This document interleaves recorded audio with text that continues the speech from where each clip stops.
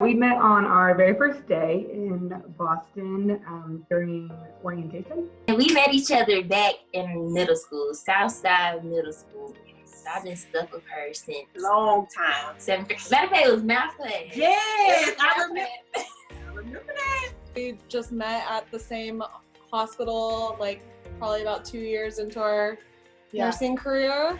We met working at Lurie Children's Hospital in Chicago, both working in the PICU. We met in college. We were on the same dorm our freshman year. We met in 1979. We got married in 1984, which means we've been married, I think, 36 years.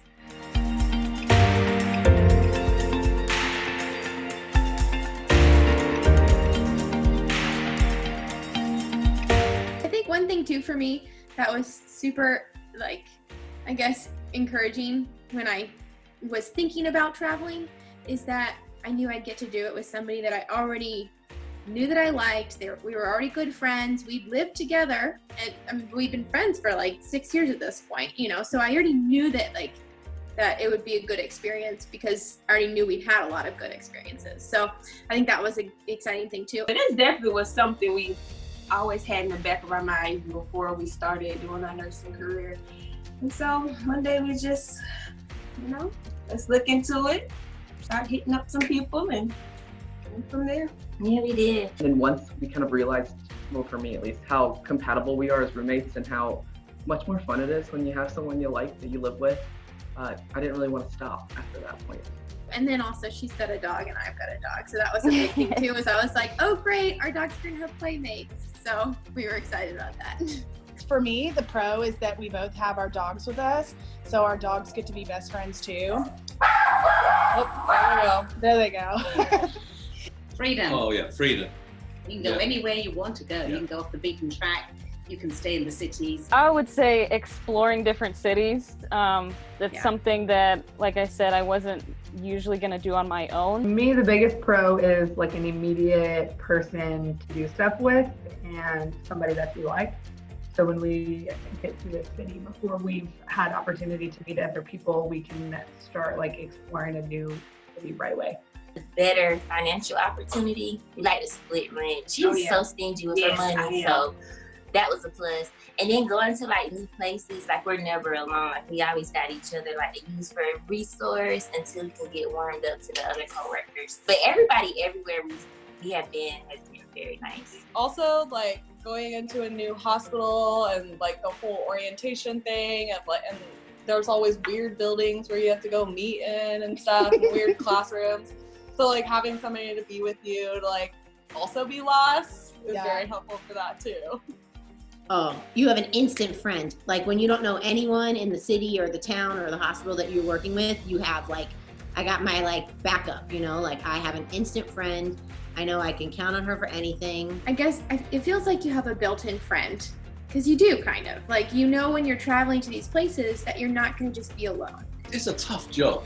It can be very frustrating, a lot of anxiety and stress, especially now, right? So it's really good that you can come home and just talk about things and the other person understands exactly what you're going through. So that makes a huge difference. Yeah.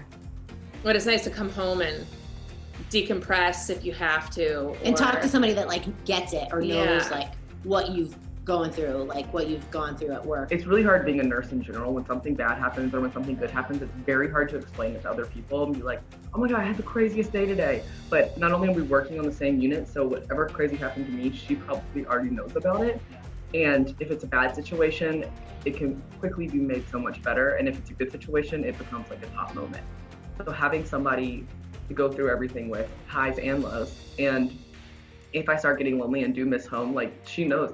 She's living with my parents right now with me. She knows what I'm missing. And so it makes it a lot easier. The really nice thing is that she understands so well because she's an ER nurse. So it's I can just be oh my gosh, this is what happened. And then she can listen, and I appreciate that. Yeah, that's nice, Angela. Thank you. I agree. It's been super nice to have somebody to come home to and vent. That's been a huge thing anywhere. Even if we weren't living together, I feel like she'd be somebody that I called to vent. If you're traveling, whether it be by car or motorhome to different locations to take on an assignment. And this country is just amazing. Gorgeous. And you know, if you've got someone that you want to be with and share these experiences with, it's a plus. Cons? I mean, it's. She had to plunge the toilet the other day because I clogged it. A con is she doesn't like to cook. I was gonna say that, but I said I'm not gonna be fake. But see, You know, be real with the people. okay, be real with the people.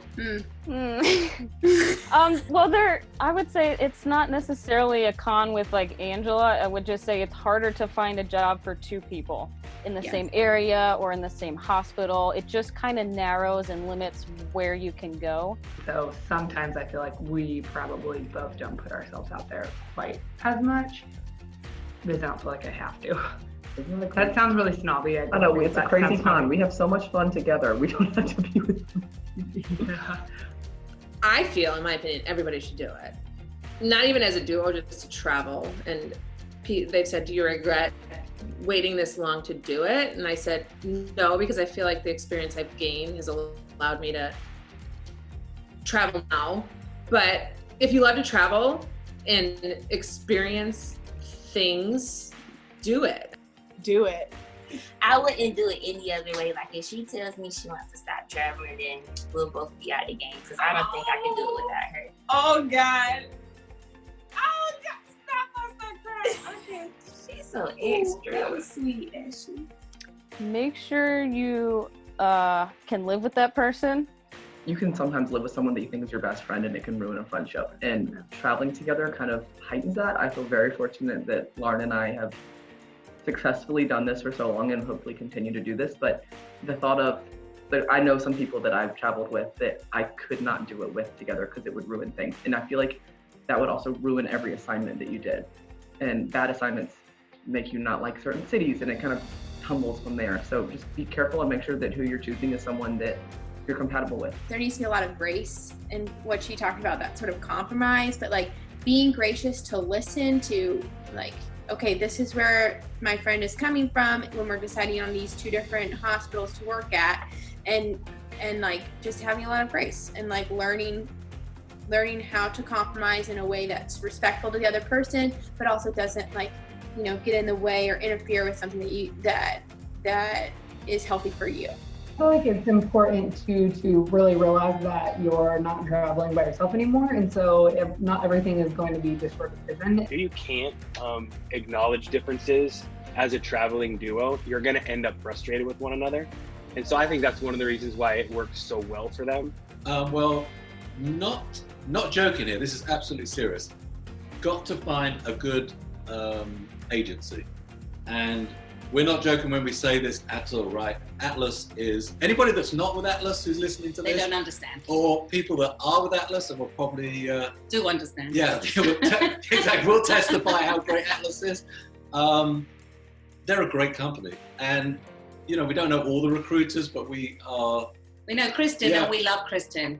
And I trust her completely. Yeah, and so you got to find a good agency. You got to find a good recruiter.